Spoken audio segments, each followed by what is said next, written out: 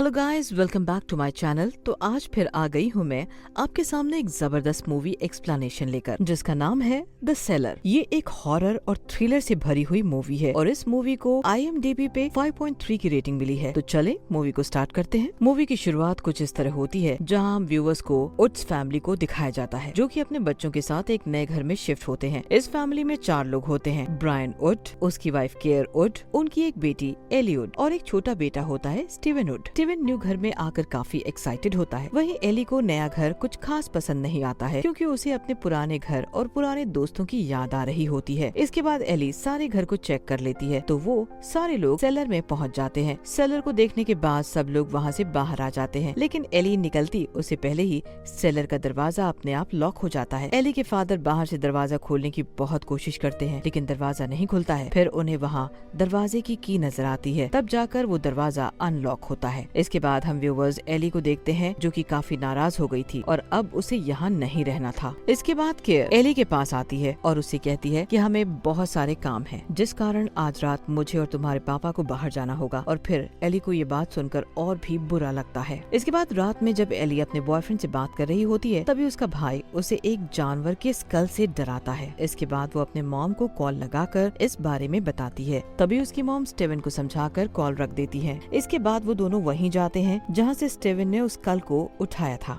वहाँ जाने पर उन्हें वहाँ एक म्यूजिक सिस्टम मिलता है, जिसे वो लोग बाहर ले आए थे। और फिर स्टीवन बताता है कि मैंने अपने दोस्तों से सुना है कि ये घर किसी चुड़ैल का है। इसके बाद वो लोग उस म्यूजिक सिस्टम को बजाते हैं, जिसमें से मैथ्स इक्वेशन बजने लगता है, और इसलिए एली उसे बंद कर देती है और अपने भाई को सोने को कहती है। इसके बाद एली टीवी देखने बैठ जाती है। तभी सारे घर की लाइट चली जाती है। इसके बाद एली अपने मॉम को इस बारे में बताती है। तब उसकी मॉम उसे कहती है कि तुम्हें सेलर में जाकर चेक करना होगा कि लाइट का क्या हुआ है। सेलर में जाने के लिए एली काफी डर रही थी, लेकिन उसकी मॉम उसे समझाते हुए कहती है कि हम काउंटिंग करेंगे तो तुम्हें डर नहीं लगेगा। वो काउंटिंग करते हुए सेलर की सीढ़ियों से उतर रही होती है, लेकिन उसकी मॉम को वो काउंटिंग अजीब लगती है, क्योंकि वहाँ सीढ़ियाँ 10 होती हैं और वो 10 से ज्यादा काउंटिंग कर रही थी, जिस कारण उसकी मॉम अपने हस्बैंड को लेकर अपने घर जाती है। वहाँ पहुँचकर जब वो लोग सेलर में जाकर चेक करते हैं, तो वहाँ उन्हें उनकी बेटी नहीं मिलती है। इसके बाद वो लोग पुलिस को इन्फॉर्म करते हैं और साथ ही जंगल में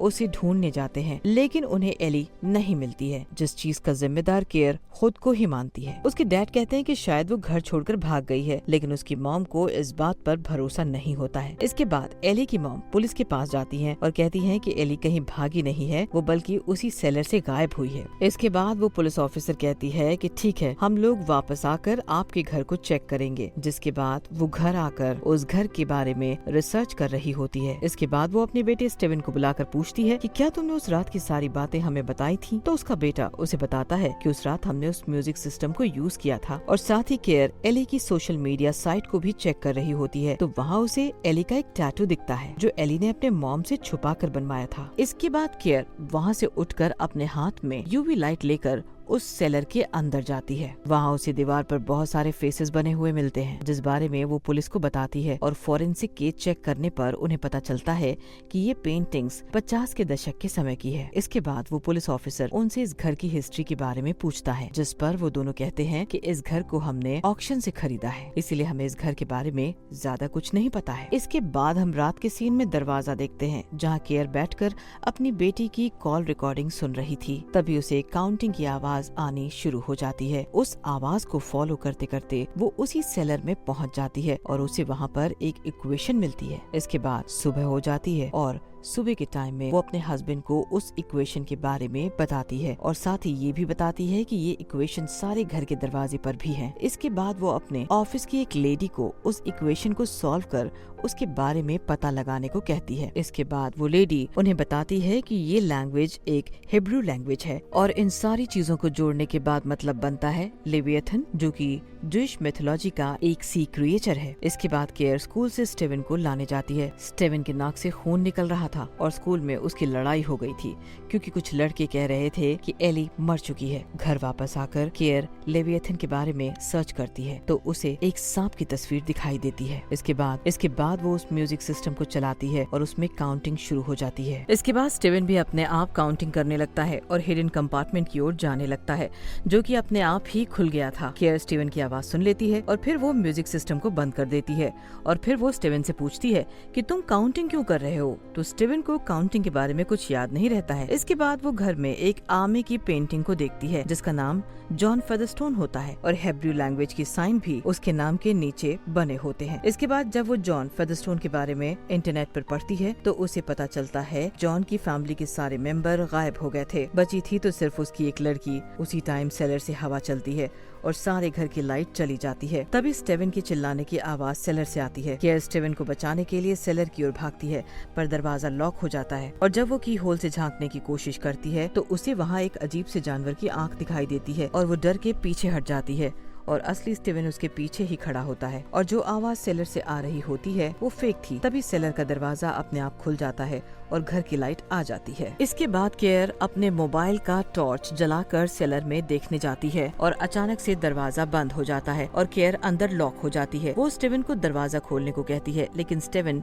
की तक नहीं पहुँच पाता है और चेयर लेने चला जाता है और केयर अंदर इंतजार कर रही होती है और गलती से उसका फोन हाथ से छूट जाता है और सीढ़ियों के नीचे गिर जाता है। तभी उसे किसी की आवाज आती है जो कि उसकी ओर धीरे धीरे बढ़ रहा था। केयर काफी घबरा जाती है और वो स्टीवन को जल्दी दरवाजा खोलने को कहती है। उसी टाइम ब्रायन वहाँ आ जाता है और दरवाजा खोल देता है। थोड़ी देर बाद केयर ब्रायन को कहती है कि उसने सेलर में किसी स्पिरिट को महसूस किया है और उसका फोन भी वहाँ पर गिर गया है। वो कहती है कि जॉन फेदरस्टोन की फैमिली भी एली की तरह ही गायब हो गए थे जो कि आज तक नहीं मिले हैं। लेकिन ब्रायन को उसकी बातों पर भरोसा नहीं होता है और वो उसका फोन लाने के लिए खुद ही सेलर में चला जाता है। उसे वहाँ फोन तो नहीं मिलता है लेकिन उसे वहाँ बालों के गुच्छे जरूर मिलते हैं। जिस घर में वो लोग रह रहे थे उस घर का मालिक जॉन फेदरस्टोन एक बहुत बड़ा मैथमेटिशियन एक्सपर्ट था। अगले दिन care national college of mathematics के एक प्रोफेसर से मिलने जाती है जो कि मैथमेटिक्स में जीनियस होता है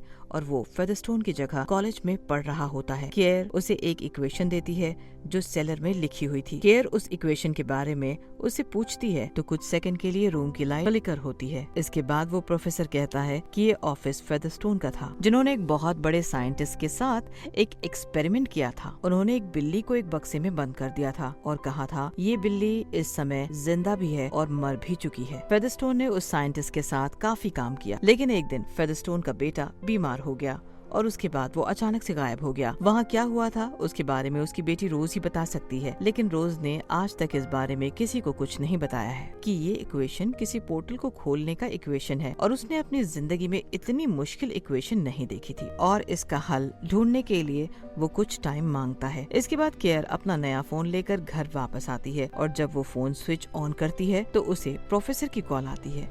वो प्रोफेसर बताता है कि वो केयर को काफी देर से कॉल कर रहा था लेकिन हर बार एक अजीब सी काउंटिंग अपने आप शुरू हो जाती है। फिर वो कहता है कि उसने अपने कलीग से इस इक्वेशन के बारे में बात की है और उसने बताया है कि इक्वेशन 12वीं शताब्दी की है। ये किसी तरह का अधूरा मंत्र या अधूरा सीक्वेंस है जो किसी और डायमेंशन से लिंक्ड है और इसी तरह का एक और इक्वेशन इस बार बेल्जियम के घर में भी मिला था और वहाँ के भी लोग गायब हो गए थे। स्टीवन को अकेला छोड़कर ब्रायन केयर के पास जाता है और इसके बाद केयर ब्रायन को लेविएथन के बारे में बताने लगती है लेकिन ब्रायन को इन बातों पर बिल्कुल भी यकीन नहीं होता है और वो इक्वेशन को तोड़ने के लिए हथौड़ा लेकर सेल में चला जाता है और जैसे ही वो सीढ़ियों पर मारता है सीढ़ियों पर हल्की सी भी खरोच नहीं आती और म्यूजिक सिस्टम अपने आप बजने लगता है और स्टीवन हिडन कंपार्टमेंट की ओर जाने लगता है। उसे वहाँ पर एली दिखती है जिसके चेहरे पर बहुत से निशान थे। जब स्टीवन मदद के लिए चिल्लाता है तो केयर और ब्रायन वहाँ आ जाते हैं। म्यूजिक सिस्टम की काउंटिंग 10 पर अटक जाती है और एली भी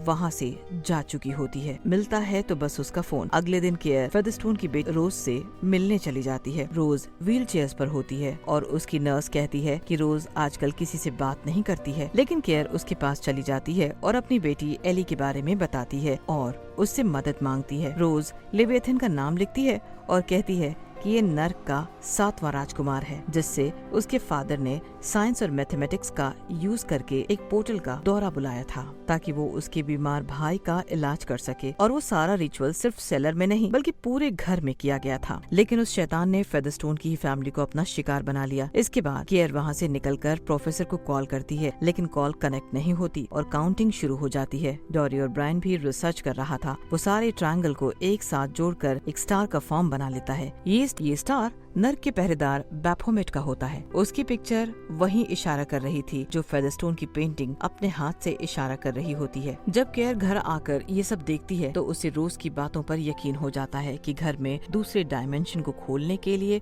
रिचुअल्स किए गए थे और सॉल्व एट कोगुला का मतलब नर्क का दरवाजा खोलने से था। इसके बाद केयर म्यूजिक सिस्टम को चालू करती है और सेलर का दरवाजा अपने आप ही खुल जाता है। स्टीवन हिप्नोटाइज हो जाता है और धीरे धीरे सेलर की ओर बढ़ने लगता है। तभी अचानक से स्टीवन के चिल्लाने की आवाज आती है और घर की लाइट चली जाती है। वो दोनों स्टीवन को ढूंढने सेलर में जाते हैं, लेकिन स्टीवन वहाँ पर नहीं होता। इसके बाद वो लोग घर में स्टीवन को ढूंढने लगते हैं। स्टीवन की बॉल सीढ़ियों से नीचे आती है और काउंटिंग की आवाज आने लगती है। वो लोग आवाज का पीछा करते हैं तो उन्हें स्टीवन मिल जाता है जो हिडन कंपार्टमेंट में जाने ही वाला था। इसके बाद वो लोग स्टीवन को होश में लाने की कोशिश करते हैं और वो लोग देखते हैं कि स्टीवन की बॉडी पर बैफोमेट का साइन होता है। इसका मतलब ये था कि बैफोमेट ने उसे चुन लिया है। इसके बाद स्टीवन कहता है कि उसने एक राक्षस को देखा है जिसके पास बड़े बड़े सींग थे। इसके बाद केयर ब्रायन को बचाने जाता है, जहाँ ब्रायन दूसरे रूम में उल्टी गिनती गिन रहा होता है और गिनती खत्म होने पर ब्रायन कहता है कि वो यहाँ आ चुका है। तभी सेलर का दरवाजा खुल जाता है और बैफोमेट के आने का आभास होता है। केयर दूसरे रूम में छुप जाती है, लेकिन वो शैतान उसे ढूंढ लेता है तो केयर अपनी जान बचाने के लिए सेलर में चली जाती है। सेलर की सीढ़ियाँ अपने आप काफी लंबी हो जाती हैं और सीढ़ियों के एंड में एक दरवाजा होता है जिसे खोलने के बाद उसे एक रास्ता मिलता है। वो वहाँ छुपकर बैफोमेट को चकमा दे देती है और उस रास्ते से होकर वो दूसरी जगह पहुँच जाती है जहाँ लोगों की बहुत लंबी लंबी लाइंस होती है और वो सब अपनी बारी आने के लिए काउंटिंग कर रहे होते हैं। इसके बाद उसे वहाँ एली भी दिखाई देती है जिसे वो उसके टैटू से पहचान लेती है। वो एली को लेकर वापस आ जाती है। घर में वापस आने के बाद वो सेलर का दरवाजा बंद कर देती है, लेकिन गलती से उसकी टॉर्च सेलर में गिर जाती है। घर की लाइट आ चुकी थी